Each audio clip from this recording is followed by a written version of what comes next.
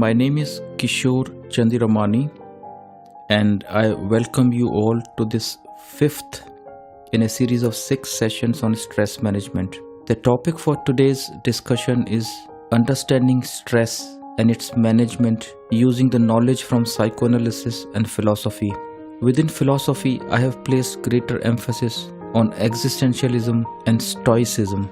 Existentialism, which is a branch of philosophy, encourages clients to look at the core issues of human life and confront the inner pain rather than find escape into the distractions of the external world.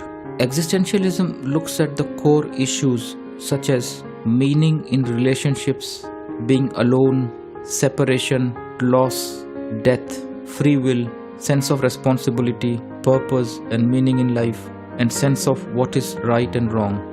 Clients with depression tend to indulge in regretful wallowing in past mistakes and misfortunes, or see themselves as victims of society. In therapy, they start exploring how they have allowed others to make decisions and control them. Existential therapy enables clients to examine the degree to which their behavior is being influenced by social and cultural conditioning. Depression can result from having a very high and unrealistic internal standards, that is, to be strong, loving, and good at all times, which results in depression when these standards don't match with the internal reality. Because of our romanticized notions of human life, we can't accept the reality of our existence and that of the external world, and this results in distortions in our perception of the reality. According to psychoanalysis, this distortion is achieved by means of use of different defense mechanisms such as denial, projection, displacement, intellectualization, rationalization, somatization, and so on. And psychiatric symptoms originate from these distortions. People are generally preoccupied with what they have, the house they live in, the car they drive, the jobs they have, their family members, and people they associate with. That is all left behind ultimately at the time of death. Whereas what goes with us, that is who we are, requires equal attention if not more. Heidegger, another philosopher, sees the crisis of meaninglessness unavoidable to some extent. He understood human beings as constantly being caught between two positions of no longer and not yet, which can lead to a loss of meaning, as whatever we have achieved becomes no longer, taking away all the meanings with it. We know that different things matter to us at different times, but the fact that they don't hang together as some unified whole takes away their meaning. Sometimes in relationships, depression can occur as a result of problems in distance regulation.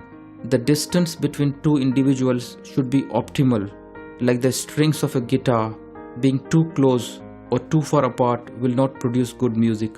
Another existential philosopher, Lacan, has talked about feelings of a lack, that something is lacking in life irrespective of who we are and what we have achieved.